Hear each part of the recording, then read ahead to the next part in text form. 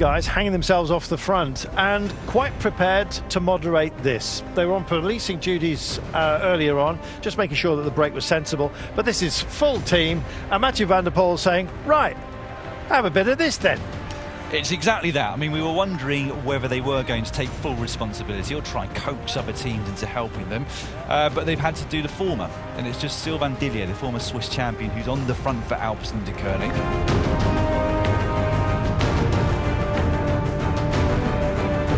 Here we go. Here we are. Mads Pedersen on the attack. Why not? Now, to me, this offers up a lot of respect to those who are further up the road. And you can see where he's Superman. Look at the big split here, wow. Dan. That is huge. And who's been caught out of note within that group of, what, 20 following on from this?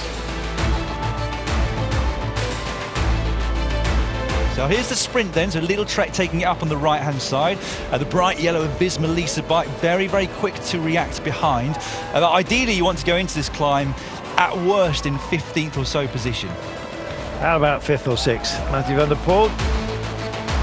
Pedersen and Jorgenson once again are taking it up very, very early in this race. I said that Pedersen could not possibly be at 100% after crashing at such high speed just a few days ago. He doesn't look too far from 100%, does he? Well, the mummy kept coming back, didn't it? And he's swathed in bandages, and he's absolutely going for it. And the daddy, Mathieu van der Poel, is on the back of this trio. That is fabulous.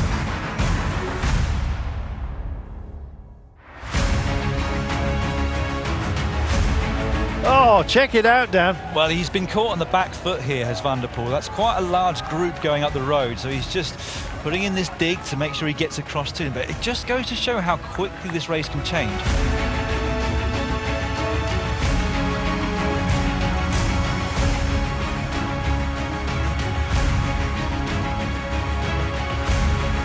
Here we go then. Here we go. Had to be. Well, like the blue touch paper, try and put a fire out, and if you want help, then you may as well help yourself. Nobody capable of going with him. Has he got the legs to deliver it? That's yes. The point. And the answer, in very short order, is precisely that. Dan, that was magnificent.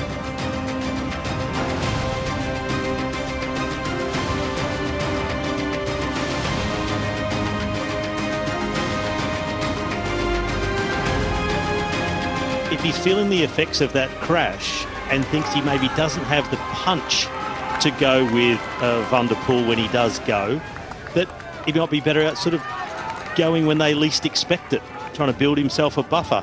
Or it's just a desperation move. We just don't know what's running through the head of Mads Pedersen.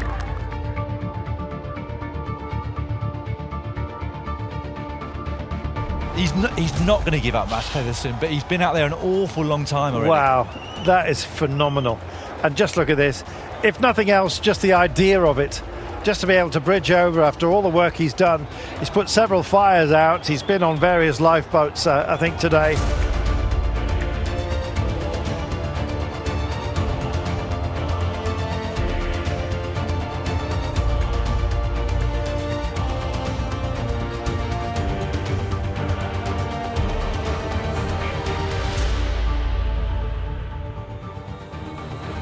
Mathieu van der Poel says, I'm going to go for this. So difficult at 22% to get going again. Look at that, even if the chain's back on, it's an absolute nightmare. And so it is that Mathieu van der Poel pushes on. Poor old Ivan Garcia has found himself in no man's land, essentially.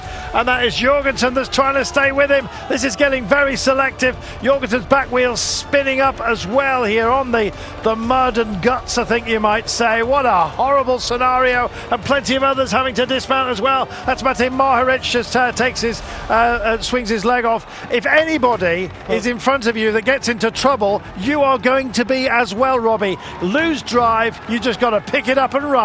Mathieu van der Poel, he got it sideways as he was putting the power down. Jorgenson was tracking quite well, but had given up about 10 to 12 bike lengths, and the gap has grown again. Mathieu van der Poel over the top. We said that maybe the attack on the Eau de Quarmont was just a tester. See where everybody is. Let them come back right over the Paterberg and wait to the Koppenberg to strike the big blow. 44 kilometres to go. He's now in range and be liking his chances to take it all the way home from here. Even if Jorgenson gets to him, be pretty happy with that situation.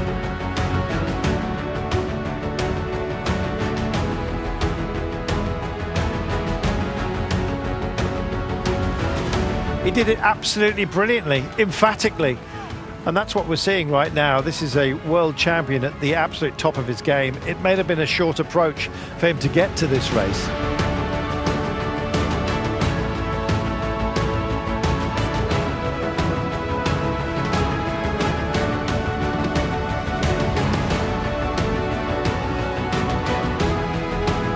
This man, he can join a pantheon of greats who've won this race 3 times, Robbie, and it's in his gift at the moment.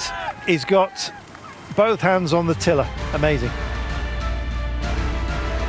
And this man is doing precisely the same on the Tymberg, absolutely powering his way through, moderating the drive that he's putting through that back wheel. No skittling or skipping from him. Everybody else is he kind of humbles them.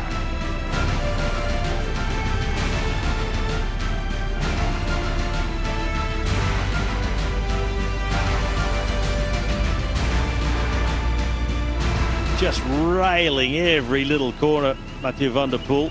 Up onto that bit of bike path, swing back onto the road, and putting all his cyclocross skills to work, and he's still just giving it everything through these corners. Wow. That's another 10 seconds right there. Unbelievable. Well, we're about to go on to the Eau de Quarmont for the final time for Mathieu van der Poel. After the Quarmont, the familiar Paterberg, and that is the last climb of the day. So 2 climbs to go. 2 climbs to go, and this man, he's almost an alpiniste on a day like this. He's got his world in his hand.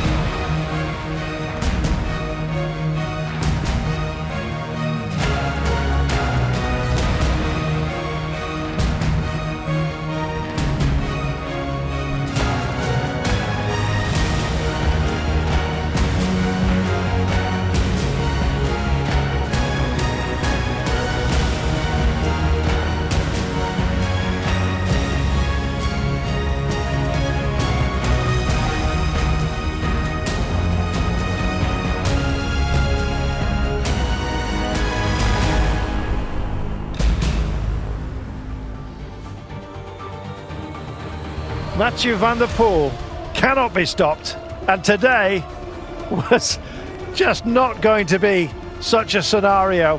He's owned the day, and now he crosses the line, owning our appreciation and our hearts. What a rider, and what a ride. That was absolutely magnificent. This brought me home.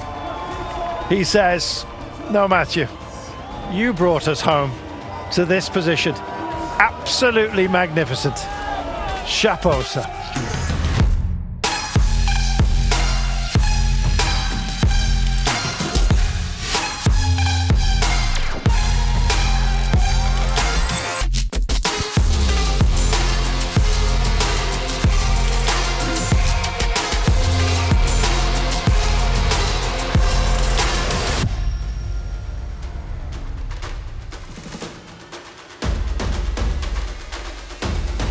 Only his 3rd race of the year, Adam. He's got to do it, get his training in, hasn't he? He's just building up again now, just gradually. Mathieu van der Poel, I mean, he needed a little rest after winning the World Cyclocross Champs for, what, the 5th or 6th time. He's a double world champion, let's not forget at the moment. And this is his 3rd race of the year. It's not like those Tour Down Under riders who've got good racing in their legs. No, he's got to ease his way in, as you can see. He's taking it very steady.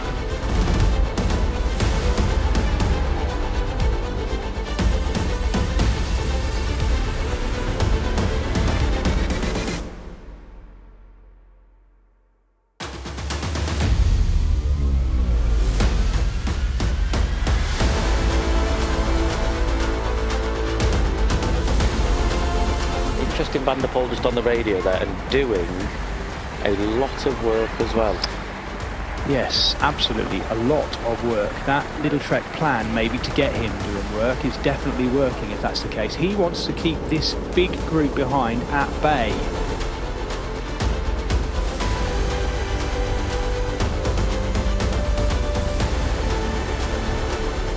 Mathieu Van der Poel just out of the saddle, rising up over the top of Hill 63.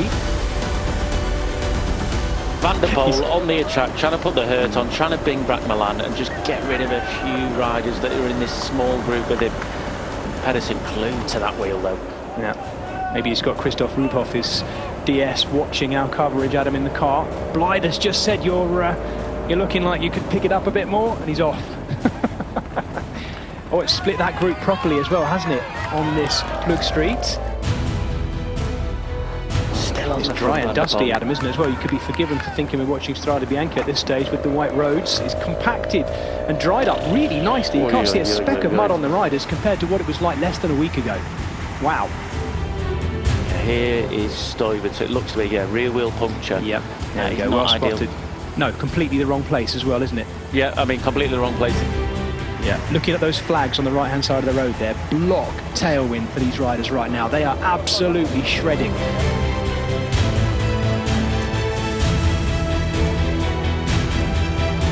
This is interesting. So as Jonathan Milan comes back, textbook move by Mads Pedersen, the former world champion, making Laurens Pithy chase now. Pithy looks for a bit of help from Van der Poel. I think he'll get it, but that could be a problem for this group.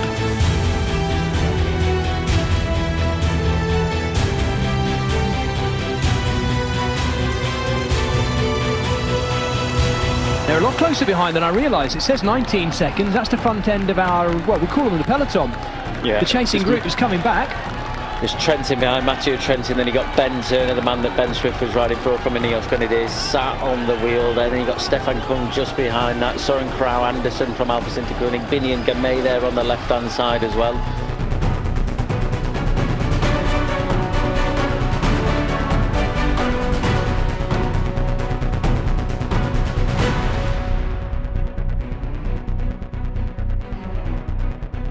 Well, welcome back those of you who've been on a break. What a shot you are seeing. The current world champion, Mathieu Van der Poel, the 2019 world champion, Mads Pedersen, and they have 21-year-old Laurens Pithy of Groupama FDG.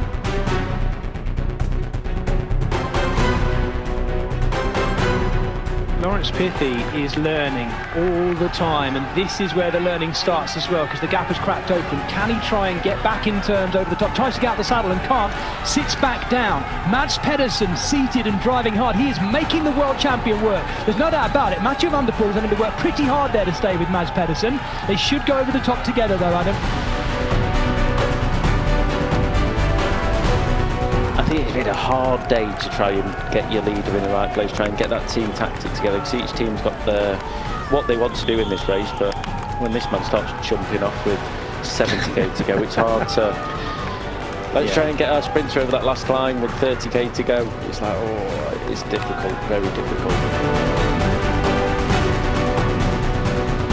Van der Poel on the drops, both on the drops now.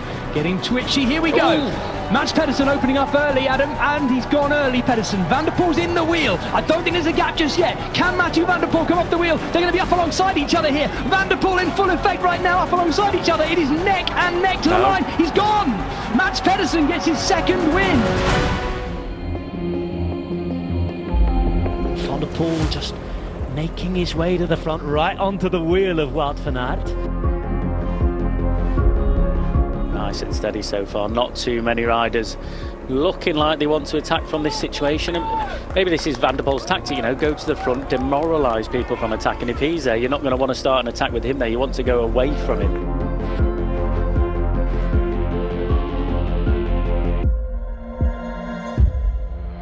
And it's time now for the big names to take on the Tuinberg. On the left-hand side is Van der Poel, who's already making his move, crunching on the pedals now, trying to get onto the wheel of riders up to the front. Of course, Tom Squinch is also there. Stalven is putting down the pressure on the pedals, and here we go. The world champion taking off on the Tyenberg, and at the moment, nobody's able to follow. Pedersen is trying. Van Aert is starting to struggle a little and slip and slide. Trentin is there as well, and Van der Poel is starting to open up a little bit of a gap, Adam Blythe.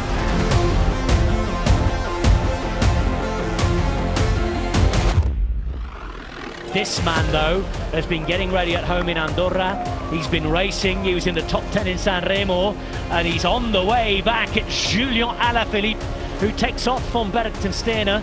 No Van Aert in the picture yet. He's further down. Same with Van der Poel. Only Pedersen can follow, and Van der Poel will be hoping that his teammate Krauw can follow. For the minute, though, just in front of him is where there's a gap. Now Van Aert makes his move, and Van der Poel is on his wheel. Amazing how good they both are, not just at the positioning, Adam, but picking the moment of when to make that move across the gap.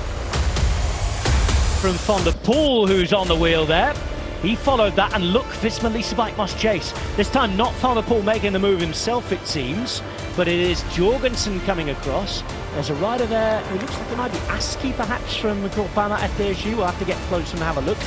And also UAE Emirates are involved. Now Van der Poel goes. He makes his move, and he's trying to bridge across to Masters. So Van Aert goes, Girmay follows, Narvaez, that draws out Fred Wright and Julian Alaphilippe. It was indeed Louis Aski who was in that move. Stefan Kung is towards the back of this group. This now is Mats Pedersen, former world champion to the current man in the rainbow bands. Then you have the Killer Bees. Then you've got Girmay, the winner of Gent-Wevelgem. Van der Poel wants that small group, as you said, and look at this. It's like the United Nations of superstars of cycling. Van Aert is there, Jorgenson, Van der Poel, Girmay, Narvaez and Pedersen. More prizes amongst this lot than all the recent game show winners. Oh la la. The group splits once more as Mathieu Van der Poel takes off for the third time in this race. Still 66 kilometres remain, and it's old nemesis Wout van Aert who makes the chase. It looks to me like Van Aert's just opening up his engine slowly, coming down from altitude. Sometimes you're that little bit rusty, you know, not quite there. He looks like he's got the power, the endurance, but just not that super sharpness, not that big explosive power yet. He's got to ride into it a little bit, but as I just said, Van der Poel coming to the front of that group, wanting to extend that gap. That's his second attack within 2 minutes. He wants a small group to go. He doesn't want all these riders to contend with. He doesn't want the strength in numbers from other teams.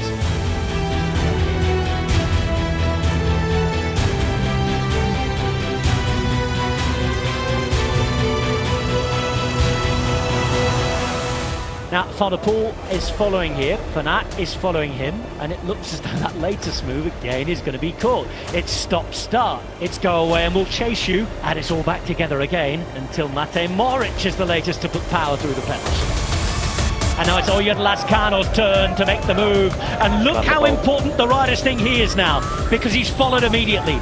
Van der Poel's there, Van Aert's on his wheel, the Spanish champion is a real engine, and now Van der Poel overtakes. Same spot as last year, same part of the road on the left-hand side. Van der Poel over the top. Van Aert starting to bob that head right on his limit. This is a full-blown attack. Look at Van Aert on his bike.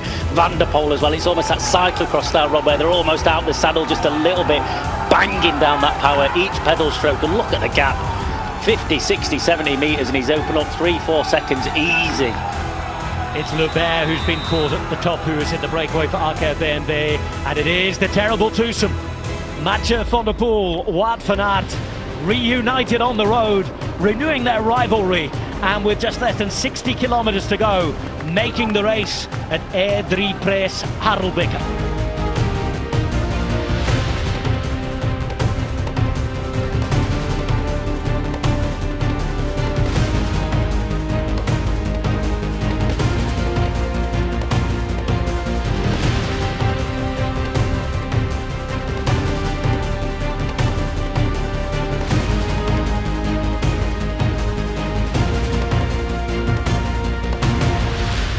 It's Mathieu Van der Poel. It is Narvaez. Kung is there. Oh, and he's down. You could just see Wout van Aert losing grip losing balance. Wout van Aert is down, and getting going from that again on the Paterberg is almost impossible. Yeah, I mean, it's going to take one monumental effort here for him to get back on there. What happened was Van der Poel came in, Van Aert was on the left-hand side, but Kung swung in front of him. Van Aert tried to go right to get around him, but just lost it on that bit. But Van der Poel... This is a horrible hill. It's short, but it's steep. It is hellish. Lascano was out there with 7 seconds going on to it, and now Van der Poel is sailing away from him.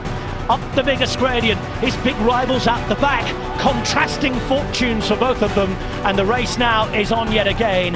It's Paterberg advantage to Mathieu van der Poel, and as we now go to the Quaremont, it's everything to do, and almost a miracle required for Wout van Aert.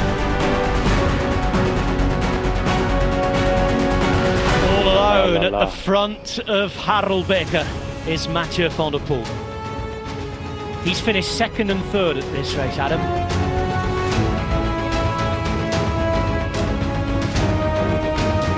Kirsch, then you've got what looks to be Van Aert just bridging back across that group. Fred Ryan as well, jumping across to Alaphilippe.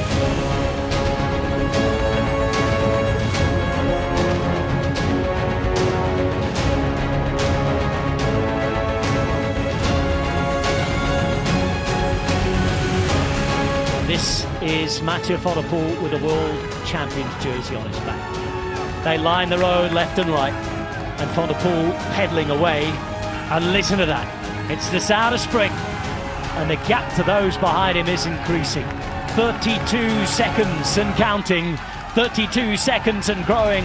Van der Poel could well be putting them to the sword here. There's a long way to go. There's a lot of riders behind. That the gap continues to increase. Is there going to be reaction?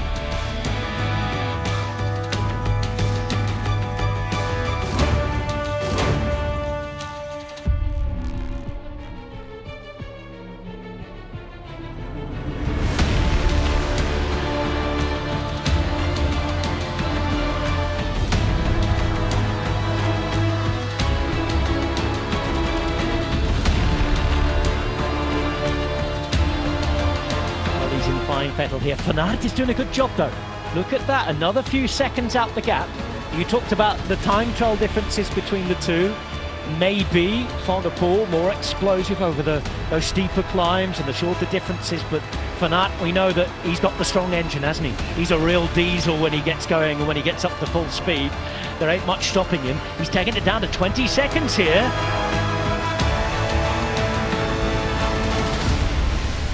13 seconds, he's getting close to this headwind.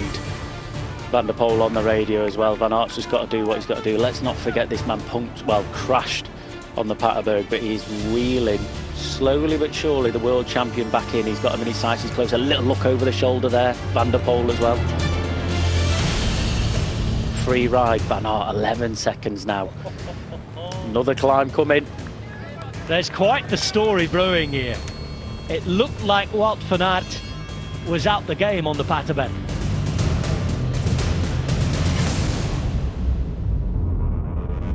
Cross headwind, Rob, all the way down to the finish. So just a little look there, and it is a cross headwind all the way down to the finish. This direction for pretty much most of it, and then a left turn with about 10k to go into the centre of Kortrijk. When they turn, they'll still get the sort of cross headwind, head crosswind. 16 seconds, still holding.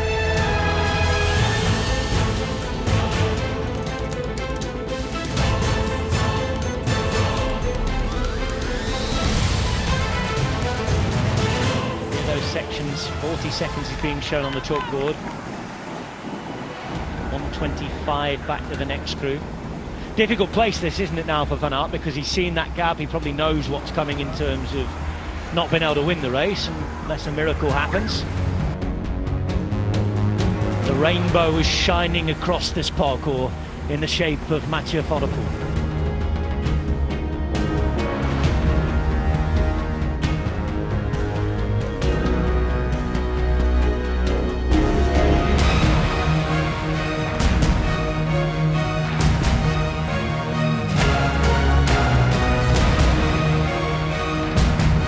Mathieu van der Poel's father, Adrie, came third, came second here.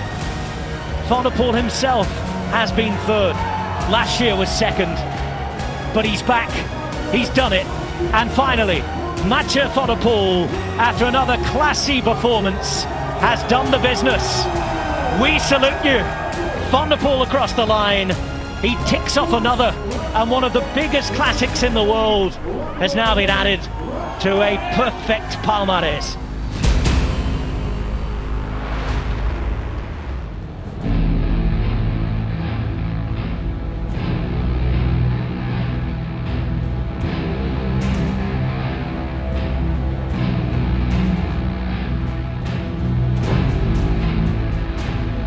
As we see another push on here, only a little bit of a squeeze, a little bit of a push out from the corner. Let's take a little bit of a look. Who's going to take up the chase? Who's going to be the first to respond?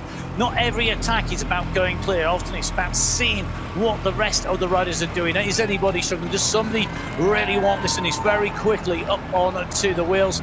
Just seeing Van der Poel very quickly moving up into fourth position with that push. So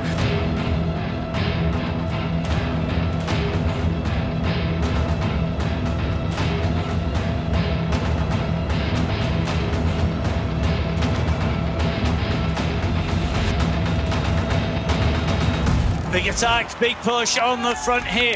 You can see Mathieu van der Poel's chosen this uphill section. This is one of the longest sections of a forest track. He's gone on the attack, and Connor Swift has gone onto his wheels here. So the rider from Great Britain answering the attack from the rider from the Netherlands, and that is a big, big move on the front. It has dispatched Panhausen, it's dispatched Nason, gone as well. That is going to be Garbakar. He's out of the running, and the gap has opened. The Belgians are chasing. This is a long, long section. We run around. We've got this right-hand turn. We keep on going until there is a very tight 90-degree left. We still stay in the woods. There's another 90-degree left, and the tarmac does not resume until we are much further down this race route, and that is going to be very, very telling. What do the riders behind do? Who has got any kind of speed, any answer to this attack? Massive effort behind. You can see the chasers trying to come that camera for shortening the distance, but the scale of the riders giving a clear indication that that gap really has opened up. And now Swift starts to work with Van der Poel here, and it's left to defending champion Matej Mohoric of Slovenia to do the work. The Belgian's been working him. A big pull there from Florian Vermeersch, rider number 8 on his back there in the black, red and yellow of the Belgian colours. He flicks his up. I can't go. And then look at that. Another Belgian is going to be out of the running here because Gianni Vermeersch now kicks on. Gianni Vermeersch is having to go around the side of his brother Florian. And at the moment, Gianni is absolutely dying a death out here.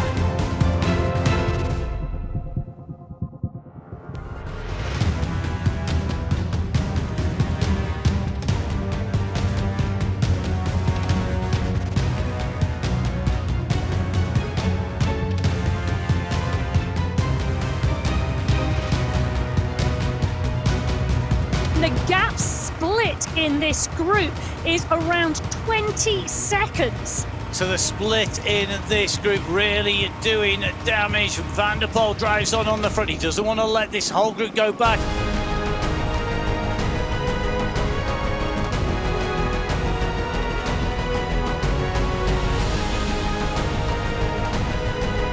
A little bit of a move, starting to stick, starting to go clear. They're going to go around the riders to the side of the course here, and you can just see the race leaders absolutely flying down here. That gap opening up very, very quickly indeed, being closed down. Who responds? Who is the first into action behind? It is Van der Poel chasing that down. The first move being made by Gianni Vermeersch.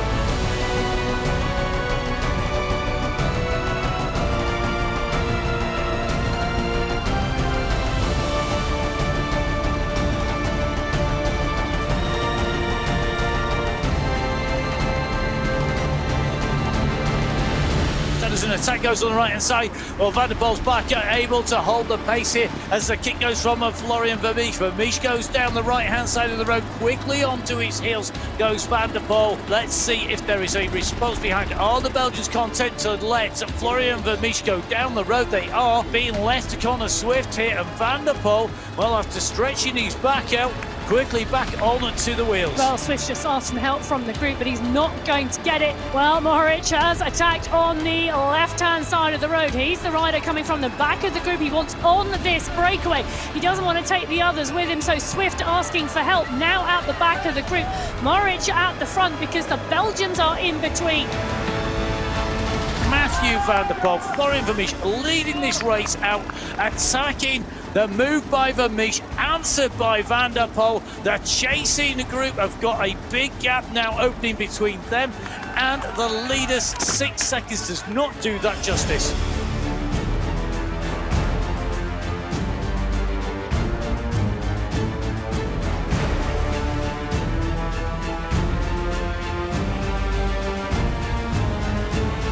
Van der Poel using all of his cyclocross skills that have taken him to 6 World Championship titles in cyclocross, have taken him to the World Road Championships in 2023 in Glasgow, taking the wins in races like Milan-San Remo, the Amstel Gold on Strada Bianchi. Those races showing just how competent he is across a multitude of surfaces. A rider who, when he goes and races the Mountain Bike World Cups, is feared by the rest of the riders. Out of the saddle, on to the climb in between the sunken pathway here down at the bottom. Van der Poel starting to wind this up. I don't think he expects to go clear of Vermeersch with that acceleration. He's just picking the pace back up. He will want to keep this tough, kicked up and over the top there. No problems at all for Vermeersch. Straight onto the wheel.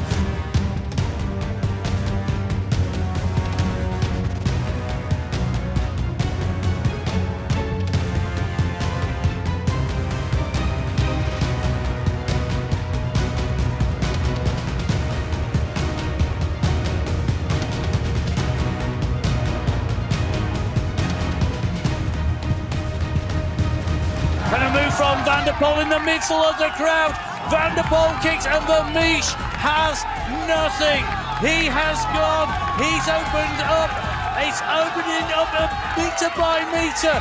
Look at the difference in pace. Van der Poel has done what Van der Poel does. He has kicked clear, and Florian Vermeersch doesn't have an answer.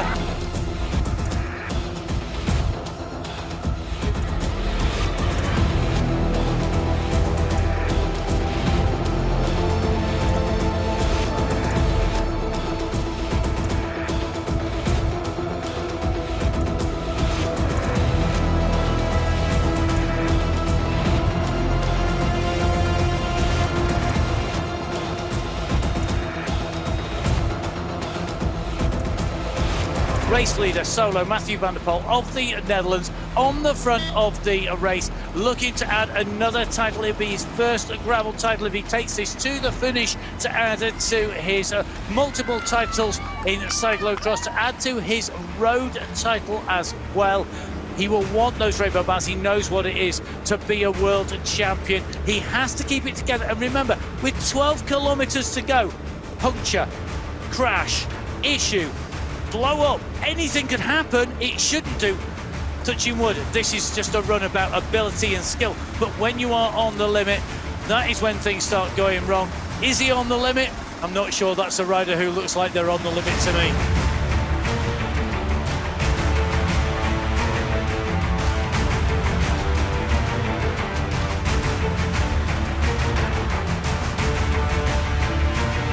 So look at the speed Mathieu van der Poel is sitting around here. He's not necessarily taking chances, but the way he carries momentum, he's ridden this. Okay, he's wrecked this. He's done it at race pace last time round, but he has this absolutely dialed. It is such a delight to watch him in action.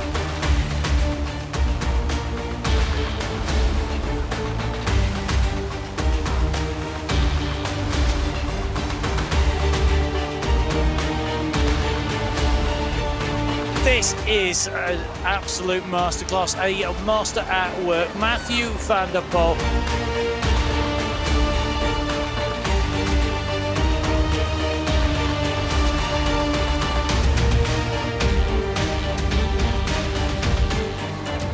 Mathieu van van der Poel taking the applause of the crowd, taking the World Championship title here for 2024 in Leuven. Your UCI Gravel World Champion, Mathieu van der Poel.